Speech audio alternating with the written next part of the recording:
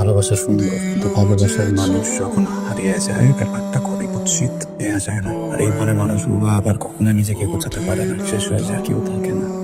Officer বাজে লোকটা আমাকে দর্শন করতে দিয়েছে।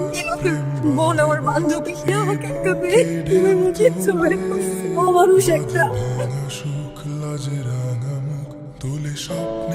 আমি যদি ভুল না হয়ে থাকি, এটা আমাদের বাড়ি, রাইট? সবাই ফ্যামিলি মেম্বার এখানে। নাটকের শুটিং স্পটও তাহলে বাড়ির ভিতরে এটা কোন ধরনের নাটক চলতেছে আমাকে একটু বলবো। মতলব থেকে তোমাদের দেখো বাবা, আমি কিন্তু তোকে জিজ্ঞেস না করে কোনো অনুমতি দিইনি, কোনো অনুমতি আমি কিন্তু দিইনি বাবা। হ্যাঁ বসো। কিসের অনুমতি? আমাকে জিজ্ঞেস করছিস কেন? হ্যাঁ বুঝি দুজন দাঁড়িয়ে আছে, বুঝছিস না কেন? বল। সুইটি, বোন আমার, কিসের অনুমতি? মানে ভাইয়া একদিনের জন্য আমাদের কলেজ থেকে ঢাকা ডিবেট কম্পিটিশনে নিয়ে যেতে চায়। আমি আর নেহা তো ডিবেট যাবে, ডিবেটার। একটা বিষয় বলতাম না, সিম্পল একটা বিষয় নিয়ে এই ধরনের নাটক করছো, মনে হচ্ছে যে আমি একটা জানজিল মানুষ। কেন? তুই তো তুমি আছিস তো। কে? না, বাবা দেখ, আমি তোকে খুব ভয় পাই না, একদম শুনে শুনে কথা। মানে আমার বাপকে আমি এত ভয় পাই না, সবসময় মনে হয় যে তুই ছিল কম, বাপ বেশি। আমারও সেটাই মনে হয়, ভাইয়া কম বাবাই বেশি। জি তুমি সুইটি ছোটবেলার ফ্রেন্ড, অনেক বছর ধরে এই বাড়িতে যাওয়া আসা করো। তোমার কি মনে হয় ওরা যেমন বলতেছে আমি তেমন? আমি সত্যি না না না, মানে ওরা ভাবে আপনি এমন, কিন্তু আপনি তো মোটেও এমন। আপনি কত নাইস, সারাক্ষণ সাথে হাসেন, কত জলি মাইন্ডেড। ভাইয়া আমরা কি কম্পিটিশনে যাচ্ছি? আমি কিন্তু এসবের মধ্যে নেই। আমি আগেই বলেছি যা কিছু জানো ওরা যায় না, আমি কিন্তু এখনো কোনো অনুমতি নেই। আমি সবার মাঝেই কিন্তু লাগা। সুইটি, মনে হয় অল দ্য বেস্ট। সরি ভাইয়া। তুই যাচ্ছিস? মা, আমি তোমাকে গাড়ি ঠিক করে দিব, তুমিও যাবে। আমি যাচ্ছি, আমি যাচ্ছি। নেহা, জি? আমার ফ্যামিলি যাচ্ছে, সাথে তুমিও থাকছো। আর বোনটার খেয়াল রেখো, নাহলে কিন্তু একটু ওয়ার্ড হবো। ডোন্ট ওয়ারি, আমি আছি না, আমি আপনার বোনের খেয়াল রাখবো। ওকে যাচ্ছি বাবা। হ্যাঁ কালকে বলবো না। ডান, ভয় পাও? ভয় পাওয়ার কিছু নেই, লাইসেন্স করা। আচ্ছা, তোর ভাইটা এরকম কেন বলতো? মানে ঠিক আছে সবকিছু, কিন্তু কেমন জানি গম্ভীর গম্ভীর হয়ে থাকে সারাক্ষণ। তার পেছনে একটা কারণ আছে। কি কারণ?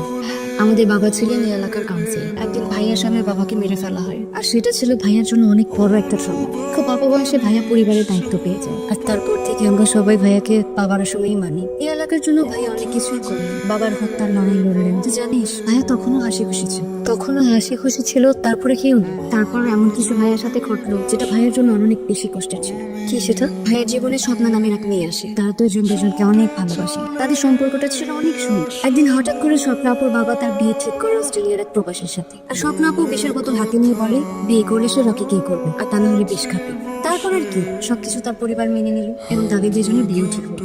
বিয়ে তো ঠিকই হয়ে গেল, তারপর আবার কি সমস্যা হলো? বিয়ের দিন আমরা বরযাত্রী হয়ে যাওয়ার প্রস্তুতি নিচ্ছি, ঠিক সেই সময় খবর আসে এই বাড়িতে আগুন লাগে। আর সেই আগুনে স্বপ্নাপু পুরো একদম তত্ত্ব হয়ে যায়। ভাইয়া সেখানে যায়, যে দেখে তার ভালোবাসার মানুষ, আত্মীয় স্বজন, পরিবার, তার আর কেউ বেঁচে নেই। আর তারপর থেকে ভাইয়ার মুখের হাসিটাও চলে যায়। তুই জানিস আমি আমার আগের ভাইয়াটাকে না অনেক মিস করি। আবার যদি আমার ভাইয়াটাকে আগের মতো ফিরে পেত। ভাইয়া প্রতি রাতেই স্বপ্নাপুর কবরে যায়। রকি! এদিকে এসো। জি? কি করলো এটা? কি করলাম? তুমি করতে সমস্যাতে মানে নাম ধরে রাখছো? আমি না না না, আমি নাম ধরে ডাকি নাই। আমি তো বলছি রকি ভাইয়া। ভাইয়া বলছো? আমি না আসলে আপনাকে মারিনি, সুইটিকে ভেবে আমি আপনার উপর আমি না আপনাকে জড়াই ধরতে চাই না। আমি ওই যে ওকে জড়াই ধরতে গিয়ে তাকে হিয়া, আপনার বোন। বাবা একটু মাছতে। ভাই একটা কথা বলার ছিল। বলো। কয়দিন যাবত নেহাকে কিছু ছিল ডিস্টার্ব করে, আর এই বিষয়টা নিয়ে অনেক ডিস্টার্ব। তুমি যদি বিষয়টা একটু দেখতে খুব ভালো হতো। না মানে সুইটি তো নেহার বেস্ট ফ্রেন্ড না, আমি চাচ্ছি যে ব্যাপারটা কি নিজ হাতে হ্যান্ডেল করে। এই যে আমি প্রত্যেকদিন এই রোড দিয়ে হেঁটে যাই, আর ওরা এখানে দাঁড়ায় আমাকে ডিস্টার্ব করে। নাম কি? নাম তো আমি জানি না। দেখতে কেমন? আমি জানি, কিন্তু ওদের সামনে আমি বলতে পারবো না। তোমরা বলতে পারবো না মানে আমরা কি ফে মানুষের উদাহরণ দিবেন, আমাকে সামনে বলতে পারবো না, এটা হয় নাকি? বলো দেখে কেমন ছিল? সবার কথা আমি বলতে পারবো না, কিন্তু একজনের কথা আমার মনে আছে। সে দেখতে আপনার মতো এরকম উঁচা, লম্বা, সুন্দর, শুধু একটু কম হাসি। তুমি আসলে কি হয়? প্রবলেম কি? কি হয়েছে? দেখেন, আমি খুব সহজ সরল কথাবার্তা বলি, সোজা সাপটা কথা বলি, আমি এত ঘুরে পেঁচে কথা বলতে পারি না, ঠিক আছে? আমি অনেকদিন থেকে আপনাকে একটা কথা বলতে চাচ্ছিলাম, কিন্তু আপনার সারাক্ষণ আশেপাশে এতজন মানুষ থেকে আমি কিছুই বলতে পারি না। কিন্তু আজকে আমি এই নাটকটা সাজাইছি শুধু আপনার সাথে একটু কথা বলতে। সেটা হচ্ছে যে আমি আপনাকে বিয়ে করতে চাই, মানে আপনি আমাকে বিয়ে করবেন এবং বিয়ের পর আমাদের অনেকগুলো বাচ্চা হবে। আমি আপনার ওয়াইফ হতে চাই। আমি আপনাকে মানে তোমাকে ভালোবাসি। I love you Rocky. আমি তোমাকে মন দিতে চাই। খুশি খুশি দেখাইছো না ব্যাটা দিন একটা কেন আর 10টা থাপ্পড় দাও আমাকে, আমার কোনো সমস্যা নেই। মানুষের কাছে হইতে পারে তুমি আমাকে থাপ্পড় মারছো, কিন্তু আমার কাছে এটা কি জানো? আমার কাছে এটা হচ্ছে তুমি আমার শরীরের প্রথম স্পর্শ। আমি তোমাকে ভালোবাসি। দেখো মেয়ে, তুমি আমার ছোট বোনের ফ্রেন্ড, সে আমার থেকে অনেক ছোট, এই জন্য কিছু বললাম না। নেক্সট টাইম যদি আমার বাবার বাড়ির আশেপাশে হয়েছে তো, ভালোবাসে না ওই মেয়েটাকে? প্রত্যেকদিন যাও ওর কবরে, আমিও যাই। প্রত্যেকদিন গিয়ে ওর কবর পরিষ্কার করে দিয়ে আসি, কারণ আমি তোমাকে ভালোবাসি। তোমার কি মনে হয় তুমি যদি অন্য কারোর সাথে জীবনটা সুন্দর করে সাজাতে হলে তোমার সাথে চিট করো? তোর ফ্রেন্ড কি অসুস্থ নাকি? আসে নাকি? হ্যাঁ, আমি সঠিক বলতে পারবো না। অনেকদিন ধরে আমার সাথেও দেখা করে না। ওকে বাড়িতে আসতে বলে যে শুধু নাকি ও ব্যস্ত আছে। তাই তো ভাইয়া হঠাৎ করে তোমার কথা জিজ্ঞেস কেন করলে? এমনি জিজ্ঞেস করছি। আপনার এখানে ভাবি, আপনি আমার যেরকম দেখতেছেন আমি কিন্তু এরকম ছিলাম না। নেশাপানি করতাম, ছিনতাই করতাম, এটা নিয়ে লাইফ মনে করতাম, এটা নিয়ে পড়ে থাকতাম, অনেক কিছু মনে হইতো নিজের। রকি ভাই না আমারে বুঝাইছে এটা আসলে লাইফ না। আমার সেই জায়গা থেকে রকি ভাই নিয়ে আসছে। রকির বাবারে যে লোকটা খুন করছে, আমি ওই লোকটার ছেলে। আমার বাবাই রকির বাবারে খুন করছে। সাজাও হয়েছে, বাবার ফাঁসি রায় হয়েছে, কিন্তু আমি তো ছেলে না। এখন এই অবস্থায় মানে বাবার ফাঁসি রায় হয়ে গেছে, সন্তানের জীবনে যেটা প্রভাব পড়বে আমার পড়ছিল। আমি ছিটকে পড়ছিলাম না, ধরে নাও রাস্তার ভিক্ষুক হয়ে গেছিল। ওখান থেকে আমার কে ফিরে আসছে জানো? ওই ছেলেটা ফিরে আসছে যে ছেলেটার বাবাকে আমার বাবা খুন করছে। ও উল্টা আমার স্বাভাবিক জীবনে ফিরে আসছে। যত কষ্ট হইব তুমি ভাবি রকির পিস ছাড়বা না, বুঝছো? আমি তোমার কথা দিতেছি, আজ হোক কাল হোক রকি তোমার উপর দুর্বল হবেই। হ্যাঁ বাবা, আর আপনার কাছে আমার রিকোয়েস্ট, ভাই যদি এরপরেও আপনার চোর মারে, আপনার যদি কষ্ট হয় আপনি আমাদের মারবেন, তারপরেও ভাবি প্লিজ আপনি হাল ছাড়েন। জাস্ট এতটুকুই কর ছিল, এখন আপনি আসতে পারেন। কি চাও তুমি? কিছু না, আগের একটা হিসাব বাকি ছিল সেটা আগে ফেরত দেবো, তারপর যাবো না সেটা বলবো।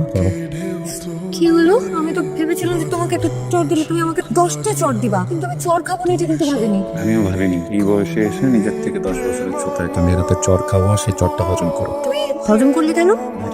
প্রথমত সেদিন তোমার গায়ে হাত ধরেছিলাম, এখন কাওয়ারদের মতো একটা কাজ করছি। আর দ্বিতীয়ত জানি না। ন্যাকামি করো কেন? মেয়েদের মতো ন্যাকামি করো কেন? এরকম ন্যাকামি তো আমার করার কথা, তুমি ন্যাকামি করতেছো কেন? আবার বলে জানি না। মানে আমি না বুঝতেছি, যে মানুষটা পুরো দুনিয়ার সামনে নেতাগিরি করে বেড়ায় সে আমার সামনে দাঁড়িয়ে খুকিদের মতো বলতেছে জানি না। আমার কিন্তু সত্যি হজম হচ্ছে না। কেন এসেছে সেটা বলো। কারণ তুমি খুব করে চাচ্ছিলা যে আমি তোমার সামনে আসি। তুমি আমাকে খুব মিস করতেছিলা, তাই না? কিন্তু তুমি বলতে চাও না। আবার আমি এটাও জানি যে আমাকে না দেখে তোমার খুব মন খারাপ হচ্ছে। শোনো, আমি কিন্তু এরকম ছ্যাঁচড়া মেয়েদের মতো না যে ছেলেদের পেছন পেছন ঘুরে বেড়াই। আমি শুধু একজনের পেছনেই ঘুরে বেড়াই, আর ওই একজন তো আমাদের এক্সেপশন। আর ওই যে ওই দিন যে থাপ্পড়ের ঘটনাটা ঘটছিল না, সেটা কিন্তু আমার একার প্ল্যান ছিল। এটা কিন্তু সুইটের প্ল্যান ছিল। শুধু সুইটের না, আন্টিও কিন্তু এটাতে। দেখো তুমি প্লিজ সুইটিকে কিছু বলবা না। সুইটি তো চাইতে পারে নাই, আন্টিও তো ছিল। মানে উনিও আমাকে বলছে তোমার কথা। আর শুধু আন্টি না, জিম ভাইয়া, রাশেদ ভাইয়া, ওরাও আমাকে বলছে, সবকিছু বলে দিচ্ছে। কারণ তোমাকে এই অন্ধকার থেকে বের করতে হবে। ওরা কেউ পারবে না, ওরা তোমাকে অনেক ভয় পায়। আমিও ভয় পাই, কিন্তু আমার ভয়ের পেছনে একটা অনুভূতি কাজ করে, যেটা ভয়ের থেকেও অনেক বেশি। এই অনুভূতিটা হচ্ছে ভালোবাসা। আমি তোমাকে ভালোবাসি রকি। ভালোবাসায় শব্দগুলোকে আমি ভয় পাই। মানুষের কি কমিয়ে ফেলে, দুর্বল করে ফেলে, পার্সোনালিটি কমিয়ে ফেলে।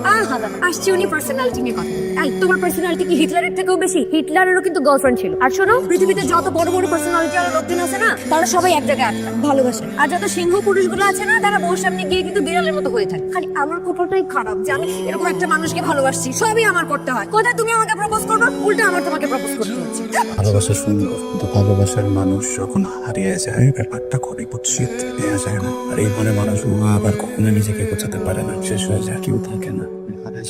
আমি হারাবো না, প্রমিস। তোমাকে অনেক ভালোবাসা দিয়ে রাখবো, প্রমিস। তোমার মনের ভেতরে যতগুলো অন্ধকার আছে আমি সবগুলো আলো জ্বালিয়ে দেবো। আর যদি আমি আলো জ্বালাতে না পারি, তাহলে তোমার সাথে অন্ধকারে বসে থাকবো। কি ব্যাপার? কিছু বলতেছো না কেন? ওয়ার্ক করে নাই, তাই না? জানি তো আমি রিজেক্টেড। আচ্ছা এখন আমি কি করবো বলো তো? আমি তো দুনিয়ার মানুষজনকে দেখছি প্রেম করতেছে, প্রেম করে ছ্যাঁকা খাইতেছে, ছ্যাঁকা খাই তারপরে দুঃখের গান শুনতেছে, যত মেমোরিজ আছে একসাথে ওগুলো মনে করতেছে। কিন্তু আমার কপালটা দেখো, আমার তো তোমার সাথে প্রেমই হয় না। আমার কোনো মেমোরিজ নাই যে এই যে আমি তো কষ্ট পাবো, তোমার সাথে তো প্রেমই হয় না। কষ্ট পেয়ে তো মানুষের দুঃখের গান শোনার পরে তারপরে ওই যে মেমোরিজ গুলো মনে করে। আমাদের তো কোনো মেমোরিজ। আরে এটার মানে কি? পজিটিভ না নেগেটিভ? তার মানে পজিটিভ। আই রকি, শোনো, I love you too. Officer বাজে লোকটা আমাকে দর্শন করতে দিয়েছে। কি লোকের বোন আমার বান্ধবী, সেই সুবাদে আমি ওদের পাশে যাওয়া আসা করতাম। সে আমাকে একা পেয়ে ঘুমের মধ্যে চলে মানুষ একটা